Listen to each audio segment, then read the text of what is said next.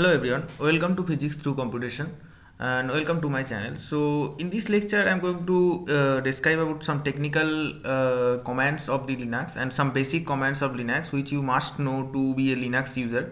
So let's start.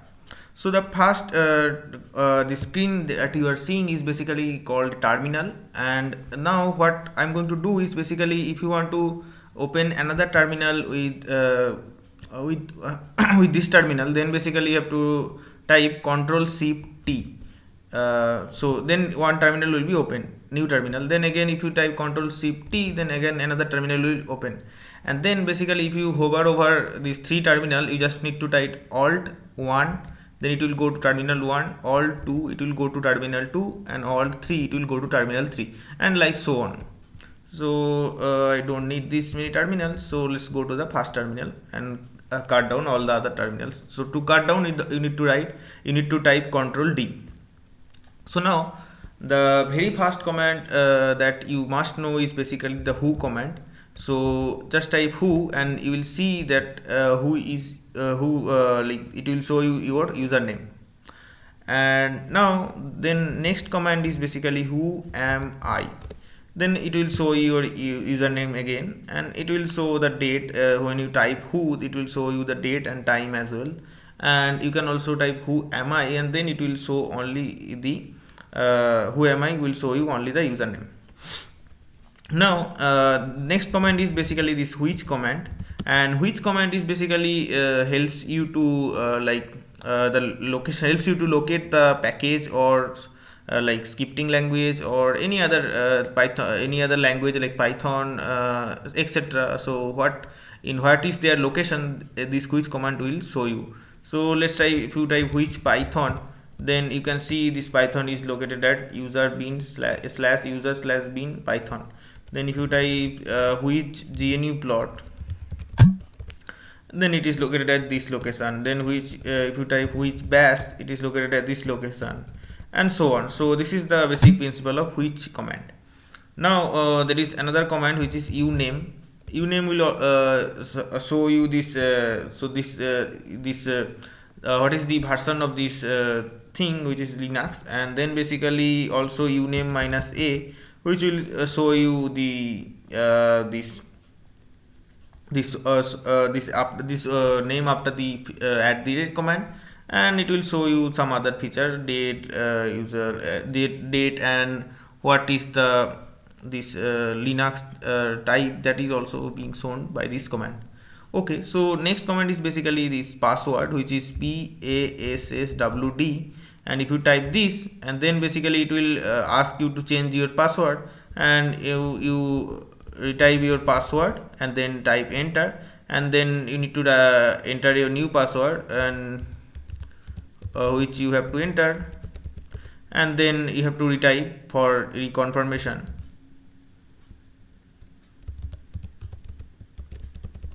And okay, so my password has been updated successfully. So this is the password command. Then basically there is another command, so which is basically history. So it will show all the command that you are that you have used till now. So it will show you this history. Okay, so Control L will clear your terminal. So if you type Control L, it will clear, or if you type let's say clear, then also it will clear the terminal. So that's basically the two feature. So you can see this from after typing clear, it like directly goes to this space and it clears the terminal. Okay, so now basically ls cpu command, which is basically show you the output of the like the features of the CPU that you have. So like the cores, number of cores, number of threads, and etc. Okay, and then again I will type clear, and then you can understand what is the clear command. So this is the clear command.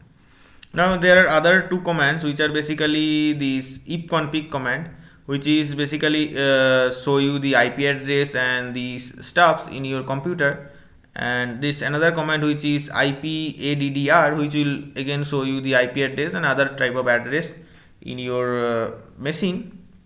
And next basically the most powerful command, which is hostname minus capital I, which will show you your exact IP address of your system. Okay, So now there is another command which is nproc, which is number of processor in your machine, which is 8. Because it is 8 core laptop, so that's why basically it will show you 8, and in your case it can give some other number also. So then basically this command is sleep command. So if you type sleep 2 seconds, so it will it will stuck up to 2 seconds, and then it will again go to the next line. So let's type s means second, so 1 2. So this basically stuck up to 2 seconds, and if you type like let's say 5 seconds, it will stuck up for 5 seconds, 1 2 3 4 5. So it will stuck up to 5 seconds, and then it will again go to the next line. So this is basically the sleep command. You can also specify day with d and so on. Okay, so if you type shutdown command from the terminal, so it will shut down your computer.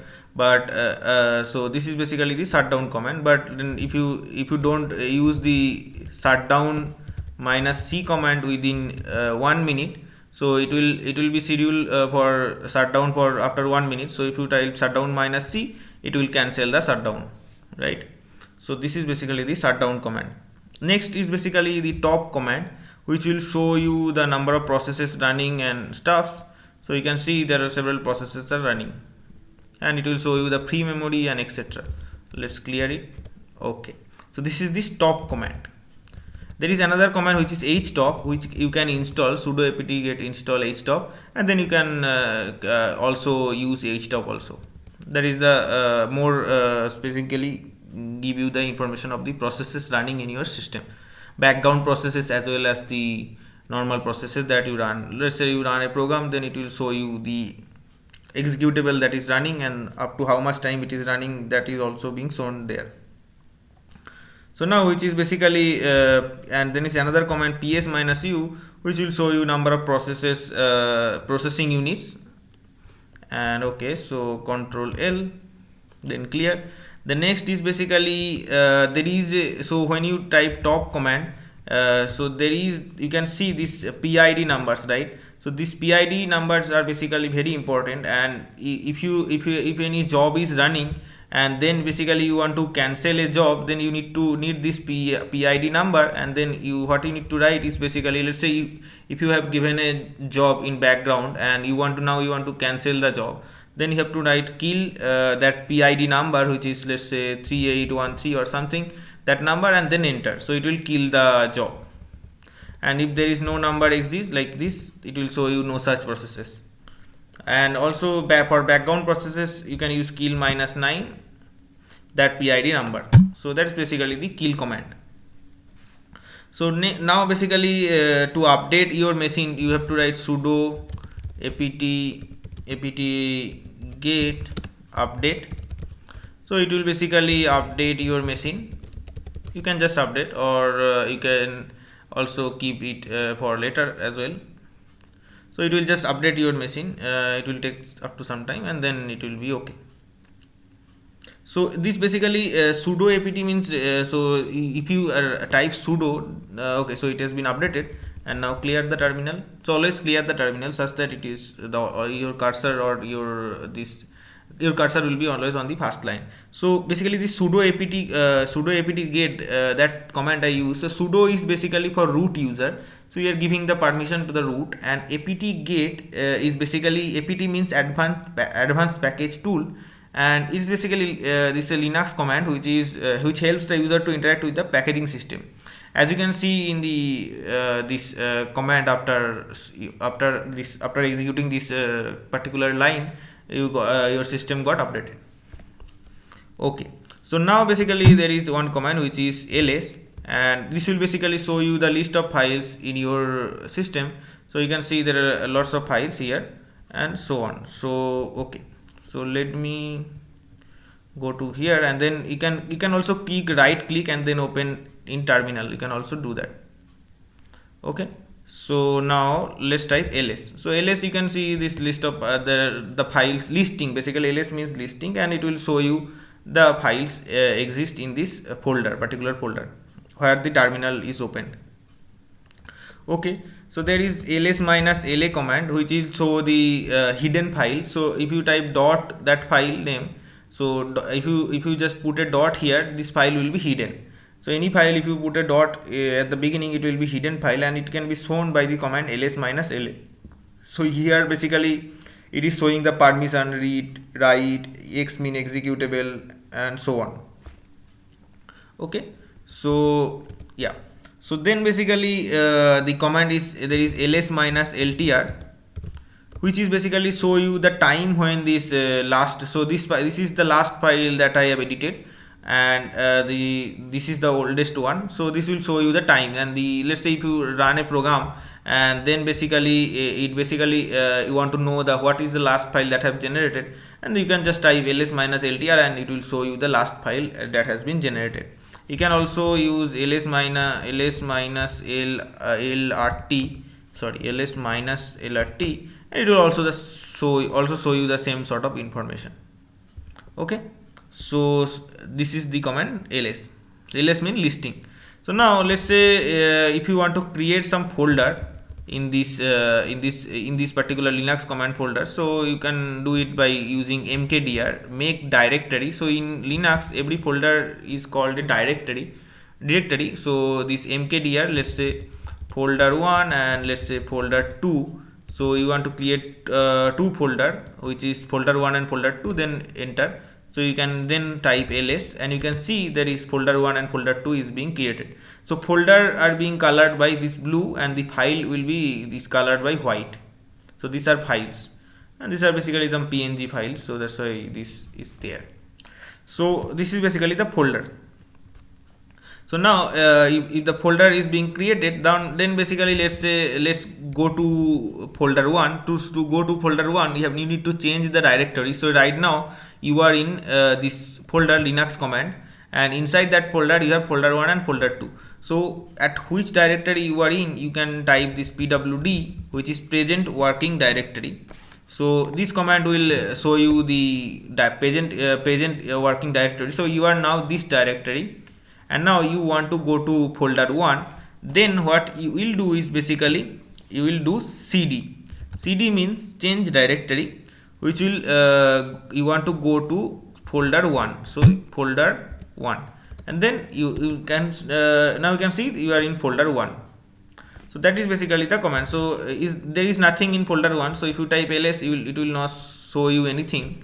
So let's create some folder here also. So mkdir, let's say test folder or something. So here now if you type ls, it will show you test folder. So now let's go back to the previous directory, which is Linux command. So for that you need to write cd dot slash, means it will go one step before the folder 1, and one step before folder 1 is basically the Linux command directory. So if you type this, and it will go exactly go to the Linux command directory. So if you type ls, there are several folders. And now if you want to go like 2 steps, so this is first step, this is second step, okay, and so on. So let's go to folder 1 and let's go to test folder, and now you are here. If you type pwd, you see you are in test folder, and which is inside folder 1, and which folder 1 is inside Linux command, and this is inside for YouTube, and this is inside data. So what it will do, you want to go to Linux command. So how many dot you have to use? That is 2. So cd dot for the so now if you type this, you will go to folder 1, but you want to go to Linux command, but then again you need to write dot slash. So you will exactly go to Linux command. So that is basically the command. And if you type pwd, that is basically the particular present working directory for this particular folder. Okay, so control L, then clear, then ls. Okay, so this is basically the command. And now if you want to let's say if you want to differentiate between these two folders, if there is any difference between this folder 1 and folder 2, then there is a command which is called deep command. So deep folder 1 and then space folder 2, because we know that folder 1 contains a folder test folder, but folder 2 is empty, but and that's why there will be a difference, and it will be shown by this deep command. So as you can see, only in folder 1 test folder there is a difference. So it will not show any output if there is no difference. So let's say if we go to folder 1 and then let's say delete the folder, so to delete there is a command which is rmdir. So if your folder is empty, then you can delete with rmdir, remove directory, and which is test folder. So if you delete test folder and go back one step before by cd dot dot, and so then basically if you now type this deep command, deep, so using the arrow key you can hover over the other command that you have used already. So if you now type this deep difference between these two, it will not show anything because there is nothing in folder 1, there is nothing in folder 2. So type and then it will not show any output. That means that two folders are similar. And if the two both the folder contains same file, same type of file, same thing, then also it will show you the same output. So now then basically what you have to do is basically so ls and then go to folder 1 and now let's create another folder which is test folder that we already have, but just we have deleted that. So test folder, and now it is basically not empty, right? So now go to cd dot dot dat. Now if you use this rmdir to remove this folder 1, it will not be deleted because it is not an empty folder, right? It will show you that failed to remove folder 1, directory not empty, because test folder is inside this folder 1. So what you will do, you will use rm minus r, because recursively it will delete this and then folder 1.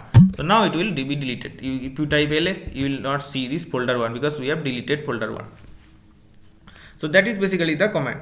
So this is now what you will do is basically next you want to create some file. So for creating files is basically is using this touch command. So ch. So if you let's say create file1.txt and file2.txt, so like this, and then this enter. So now if you type ls, you can see this file1.txt and file2.txt. now so what we will do is basically we will go to that file. So for that we will use vi. So vi is basically vim, as you can see here. So vim, I have given a tutorial on vim, so you can just go to my YouTube channel and you can have a look on that. So that is basically the vim, and you for quitting vim is basically :q, escape :q. Okay, so I'll just open that. So vi this file1.txt, and let's write something. Hi everyone, right? Hello world. Okay, so let's okay, and then basically this so this is basically so by typing I, you will go to the insert mode and you can write anything. So hello or anything, whatever you want, you can just write Ram, then Tommy, everything you can write. And after your writing, once you completed your writing, just click escape and then : and then w, then q, and then enter. So that is basically the command. And then again, if you want to see the file, so vi file1.txt, you can see the letter.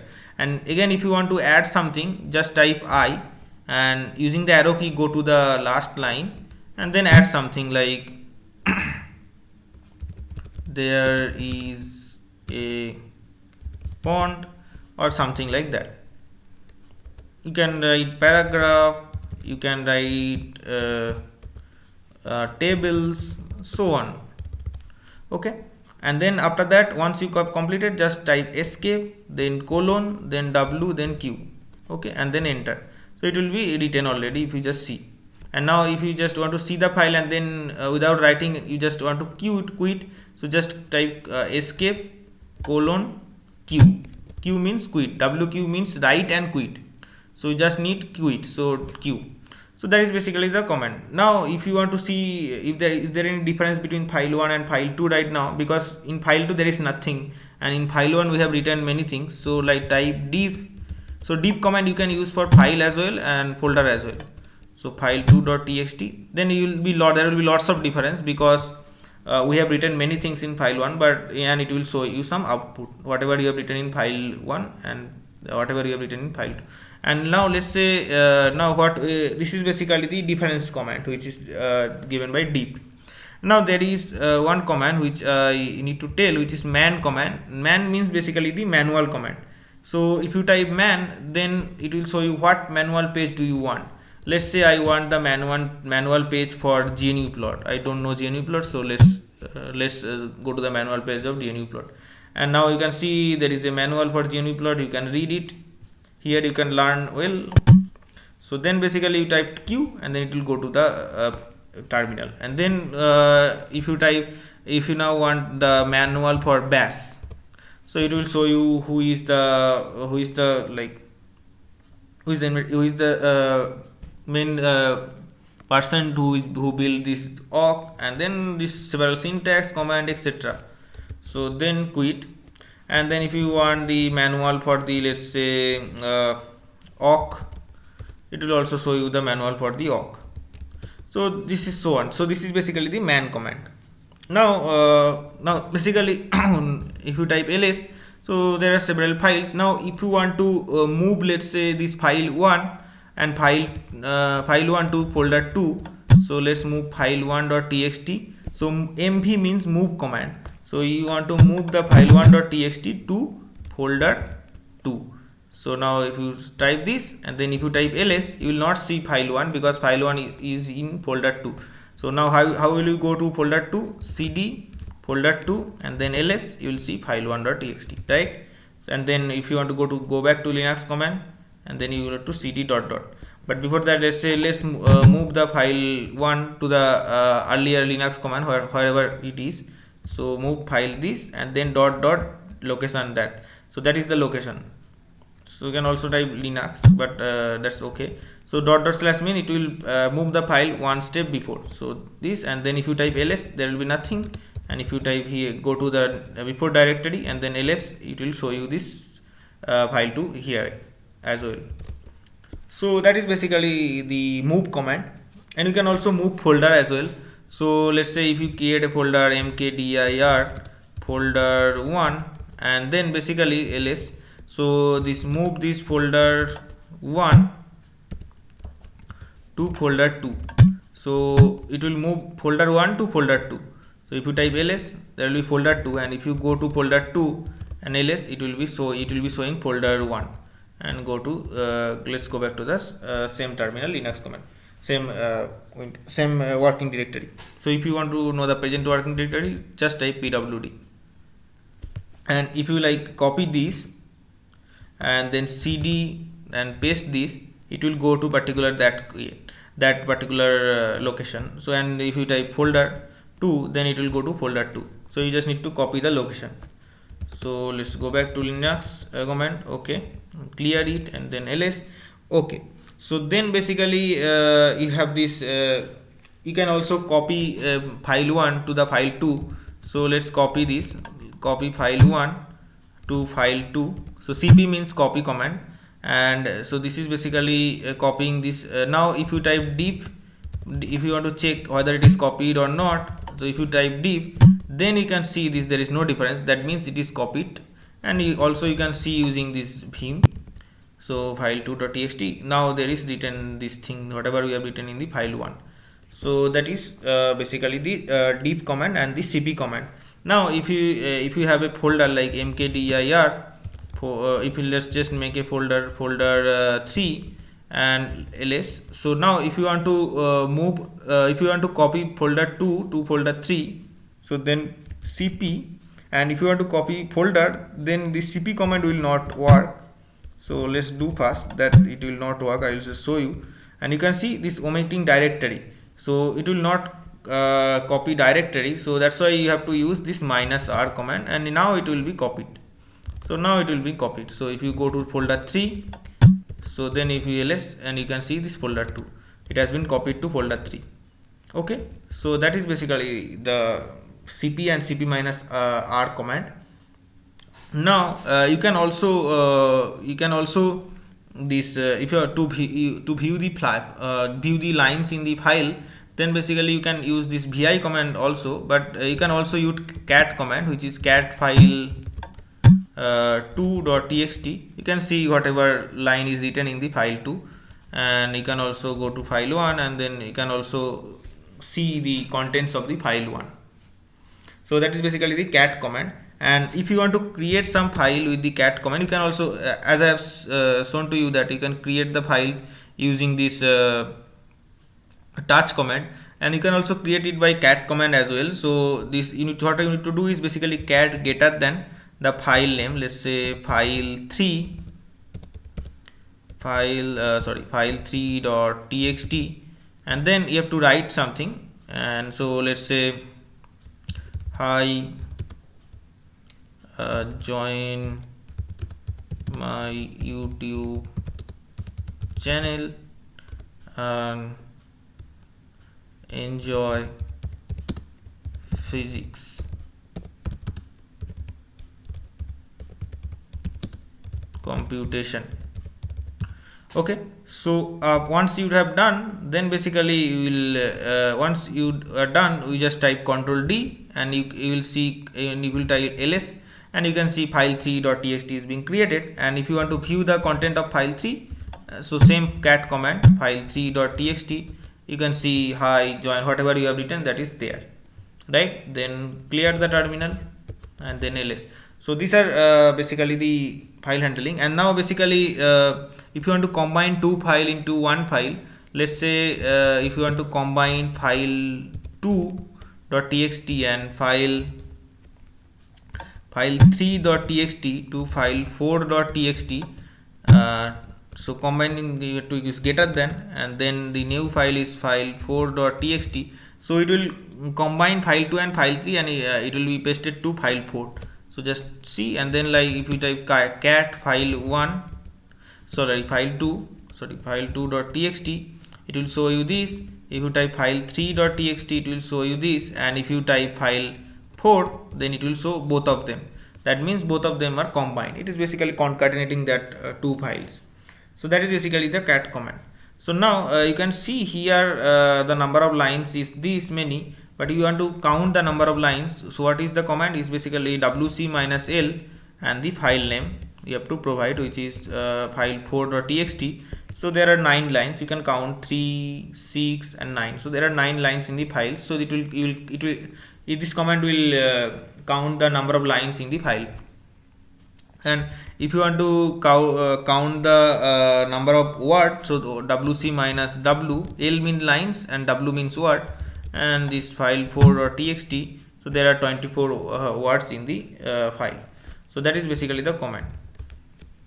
Okay, so now if you want to see the memory is being used by this folder and files, just type du, and it will show you the particular memory for these particular folders. But more specifically, if you type du minus sh or du minus h, let's say if you want to know folder 2, memory allocated by folder 2, which is basically 4 KB and 8 KB, and if you type du minus sh, it will show you the particular